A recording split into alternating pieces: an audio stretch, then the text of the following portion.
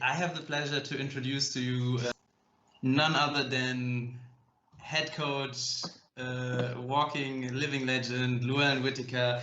He has more than 30 years of surfing experience, also close to 30 years of competitive surf experience. He's been around in the QS Top 100 for quite some time. He won the UK Triple Crown in 2010, and he won 3 South African titles. That's where he spent most of his time in the water, I guess. And also then when he switched over his career to coaching, he had some success there as well, winning silver medal with the SA junior team in Peru, I think in 2010 as well, Lou. And yeah, I'm very happy to have you here in this first ever, very first time ever online conversation with the DWV head coach. Good evening. All right, guys. Thank you for that incredible introduction. Really, you nailed it. Thank you so much. And I'm going to mix it up with the English. Yeah. Good. That's as far as it goes, really. But yeah, you pretty much nailed it on the head there, Jannik. And Sweet. I think I've been logged in since about 7:15, and I was watching the presentation there by Jonathan, and I'm pretty blown away by how much behind the scenes research and work is being done. I'm looking at that presentation, and also with Matthias that's here with us at the moment, but he's putting the coaching stuff together. I'm very impressed and blown away by all the stuff that's happening behind the scenes. It's very impressive. I'm very proud to be a part of the German Federation. Nice. I'm happy to hear that. Well, let's get to the research side of things in a little bit as well. I mean, part of the reason I brought you on here was, for you to also share your experience as a competitor. And one thing I was wondering, you have the very complete inside view on that scene, on what it's like to travel the world and be a professional surfer and be a competitive surfer. And I was wondering, with your point of view on that, and then meeting other people who aren't part of that scene or who are new to that scene. I mean, I know, you traveling the world, you meet tons of people. What do you think is the biggest misconception people, normal people, or even normal surfers, free surfers, have about the competitive side of things, the competitive surfing? That's a very good question, because I think from the outside perspective, Jannik, I think a lot of people that don't know professional or competitive surfing think it's a walk in the park. It's a great lifestyle, and all you do is hang at the beach and surf all day, which in essence you do. But but I can't tell you how challenging it is being on the road all the time, being away from home, being away from your family and your friends, living out of your bag, moving from one hotel to the next hotel. And it is really taxing on you. So the traveling aspect is pretty insane. Now you got a bit more of a regional tour as opposed to. So that's the first year that's been introduced. Before that, you were traveling all around the world, living out of a suitcase, like I said. So true, yeah. So it's difficult to find routines that you're comfortable with or that can help you perform. And also, what people don't understand is every time you go surfing, you're surfing with pressure. You put whether it's normally it's the pressure you're putting on yourself to improve, to want to win the next contest, and so on. I think other things that people don't realize is the emotional roller coaster that you're going through. One minute you're a hero, like Tatiana Tatiana, for example. She's been on a mission in Australia, and just now got knocked in, I think, her first heat. So the highs and the lows is something it's literally an emotional roller coaster. So the traveling is intense. Yeah, yeah. The emotional roller coaster, it's taxing for sure. I remember speaking to Marlon about this, and he was also stressing the point that people should realize that you lose more than you win most of the times, and having that traveling aspect, just what you're saying now, you might have been traveling for a week, and then first heat you have a shocker and you get knocked out, and then that's it, and then you have to deal with that and pick yourself back up. But also it's interesting because you mentioned the changes in the system. I remember you telling me about your perfect heat in trestles, and because Jonathan mentioned the perfect heat as well. But for you, it wasn't just 2 tens. Was it 3 tens as well at that point in time? Was it? Yeah, I wish. But what was it? Yeah, no, look, the sport's evolving so much. I mean, before my time of competition surfing, they used to score 4 waves. Then they made it 3 counting waves, and coming to the trestles event, that was my first wave was a 10-point ride. My second wave was a 9, and my third wave was an 8.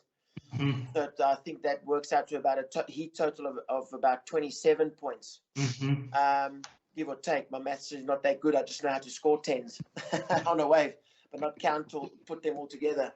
But so that was a dream heat. And then obviously at that time, 3 waves counting, 20 minutes. You know, it's more challenging and more taxing once again. Also, what made things very difficult, there was no priority rule.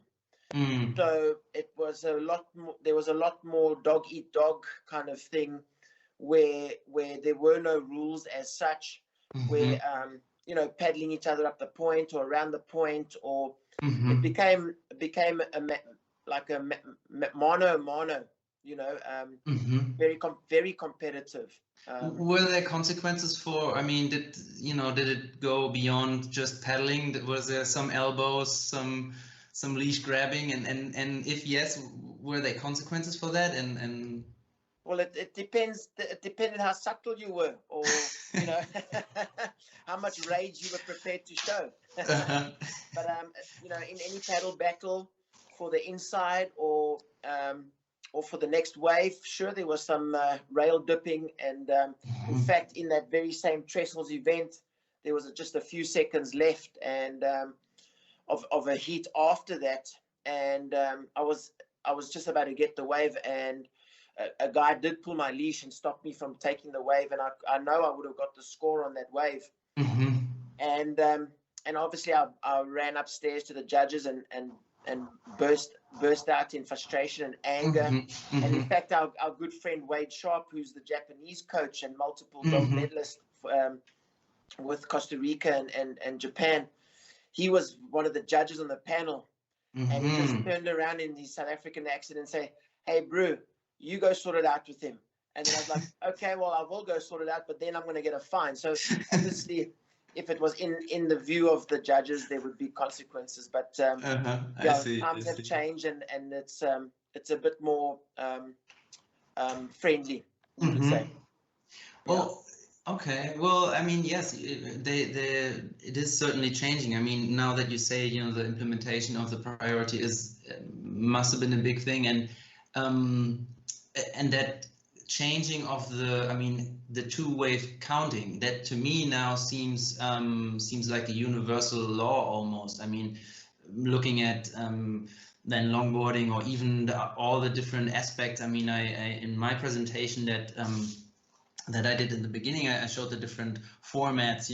We looked at the Olympic format, which I would like to get your take on in a minute as well. But the different varieties of heats, but it's always the 2-wave counting format. Was it at that point that whatever WSL did, everybody else copied, or was there a conversation around that? Were the surfers involved? How did that change come about?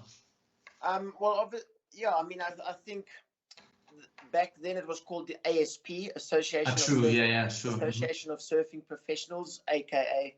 WSL now. You always had a surfer's representative in the higher levels of the competition, obviously at the CT level and so on. and the surfers obviously came up with the idea of 2 waves counting, and it seems to have stuck for a lot longer than the 3 wave counting when they shifted from 4 waves to 3 waves, because when it was 4 waves, length of ride even counted, whereas opposed to now.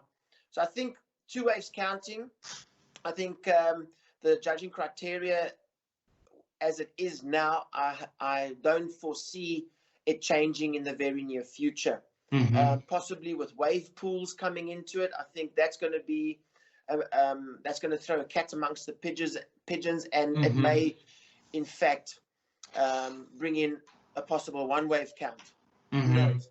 But well, or the going up against. I mean, I think we've seen it in some competitions where it's just a matter of hit and miss, of like better that one or better that one, and then the people go kind of head to head, like back and forth, something like that. I think I saw that. Yeah.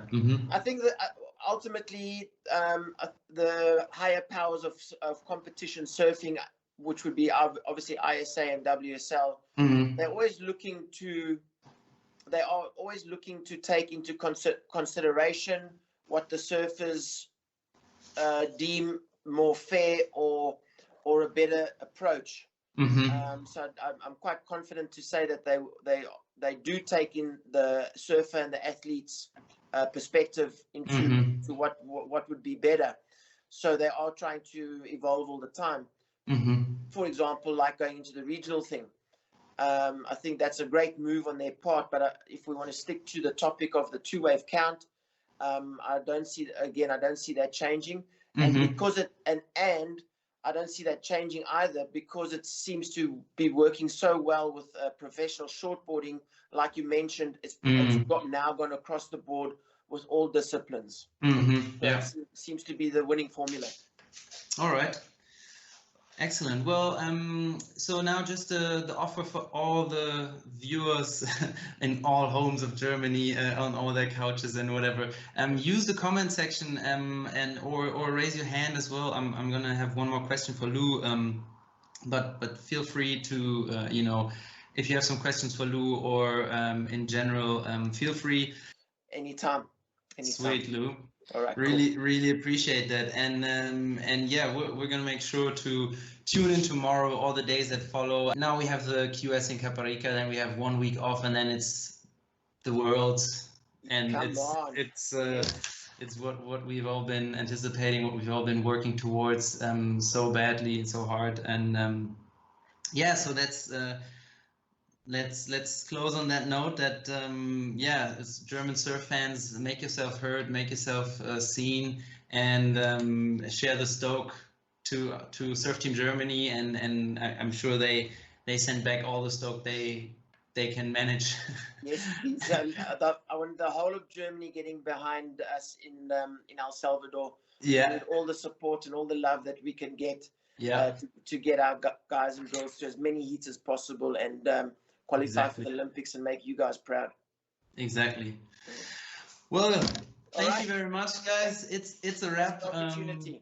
Yeah, no, you're welcome, and thank you again for making it happen after a long days of work there on the beach. And yeah, like I said, all the best for the upcoming days. Thank you, Johnny. Thank you, Julius, as well, who's behind the scenes somewhere. Thank you, everybody, for tuning in, and good night. Bye. Night. Nice one, Jannik. Good job. Ciao, guys.